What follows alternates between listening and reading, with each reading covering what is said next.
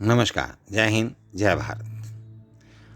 हम अपने जीवन में बचपन में जन्म लेने के पश्चात विद्यालय में प्रवेश करते हैं, स्कूल में जाते हैं और शिक्षा ग्रहण करते हैं। शिक्षा ग्रहण करने के पश्चात हम बड़े होकर के ग्रेजुएशन, पोस्ट ग्रेजुएशन या कोई प्रोफेशनल डिग्री प्राप्त करके किसी सेवा क्षेत्र में, सर्विस में प्रवेश करते हैं। यहाँ पर मेरा तात्पर्य है सा विद्या या विमुक्तये। सा विद्या या विमुक्तये। विद्या वही है जो मुक्ति प्रदान करे। विद्या यानी कि शिक्षा, यानी कि आपने जो एजुकेशन प्राप्त की वह वही सकारात्मक या सार्थक है जो आपको मुक्ति प्रदान करे। और यहाँ पर मुक्ति का तात्पर्य आपके जीवन में सुखी जीवन, संपन्नता, खुशहाल वातावरण, सब लोग घर में स्वस्थ, ये सब निर्भर करता है आपकी विद्या और एजुकेशन पर। आज की शिक्षा ये कैसी शिक्षा है? क्योंकि बालक जब स्कूल या कॉलेज से बाहर आते हैं तो वे बंधनों से छूटना तो दूर, उल्टे जब स्कूल में प्रवेश हुए थे उसकी अपेक्षा में भी अधिक जकड़े हुए निकलते हैं। शील, स्वास्थ्य, संयम, विवेक, विनय, श्रद्धा, उत्साह, वीरत्व, सेवा, सहयोग आदि विद्या द्वारा प्राप्त होने वाले स्वाभाविक फल जब उनमें दृष्टिगोचर ही नहीं होते तो फिर किस प्रकार कहा जा सकता है कि उन्होंने विद्या प्राप्त की है या वे विद्वान हो गए हैं?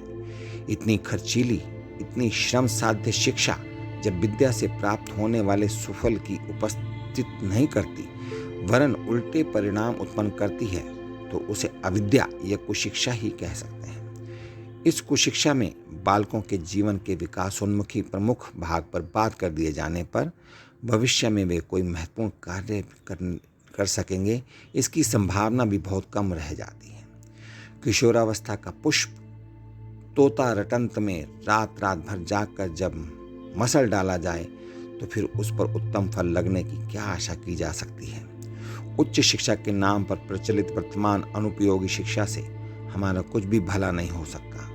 अब हमें ऐसी शिक्षा का निर्माण करना होगा जो क्लर्क, बाबू ढालने की फैक्ट्री न रहकर शिक्षार्थी के जीवन विकास में सर्वोत्मुखी सहायता प्रदान करे, उसका चहुमुखी विकास करे। उस शिक्षा में अनावश्यक पुस्तकों का गर्दभ भार न रहकर अनुभवी क्रिया कुशल आचार्यों द्वारा जीवन उपयोगी व्यावहारिक शिक्षा देने की व्यवस्था हो सकती है।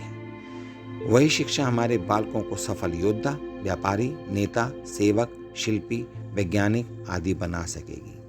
उस धार्मिक आधार पर खड़े हुए शिक्षण से ही मनुष्यों के बीच सच्चे प्रेम और सद्भाव की स्थापना होगी और सुख शांति में लोक परलोक का निर्माण होगा। आइए हम लोग ऐसी शिक्षा प्रणाली का निर्माण करें जिसके निर्माण की आज के अंधकार युग में सर्वोपयोगी आवश्यकता है।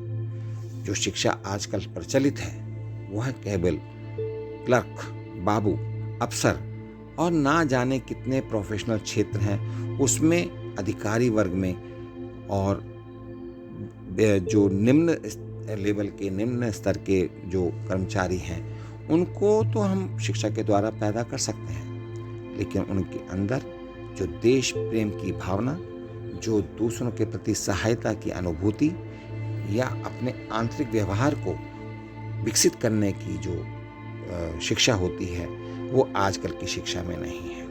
आजकल की शिक्षा में जो बच्चे बाहर निकलते हैं वो एक तरीके से इस प्रकार के बच्चे होते हैं जो केवल सिर्फ एक परिवार तक सीमित रह जाते हैं, अपने पत्नी और बच्चों तक ही सीमित रह जाते हैं और अपना जीविकोपार्जन करने के लिए ही अपना वो उद्देश्य समझते हैं। वो केवल धन अर्जन करने को ही अपना मुख्य ध्येय उद्देश्य समझते हैं और किसी भी प्रकार से सांस्कृतिक रूप से, धार्मिक रूप से उनका मोह, उनका रुचि बिल्कुल हट जाती है। तो हमें इस प्रकार की शिक्षा का निर्माण करना है जो हमारे देश के लिए, विकास के लिए साधक हो, सहायक हो और उसमें बच्चों के अंदर धार्मिक सनातन धर्म के प्रति जो रुझान है वो भी आना चाहिए और दूसरों के प्रति सहायता और सर्वधर्म समभाव की भावना वो शिक्षा बच्चों के अंदर पैदा करनी चाहिए।